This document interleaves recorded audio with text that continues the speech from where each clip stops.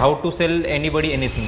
I love you. What nonsense. सेंटचं नाव आहे, सेंटचं नाव आहे. How to sell anybody anything असं नाही होणार. सगळ्यात पहिले तर how to sell anything to the one who needs it, ते इम्पॉर्टंट आहे. हा 10,000चा पेन मी शाळेतल्या मुलांना नाही विकू शकत. कारण वाटतं सेल्स म्हणजे फक्त माझ्या प्रोडक्टची माहिती देणं की माझा प्रोडक्ट किती छान आहे हे सांगणं नाही.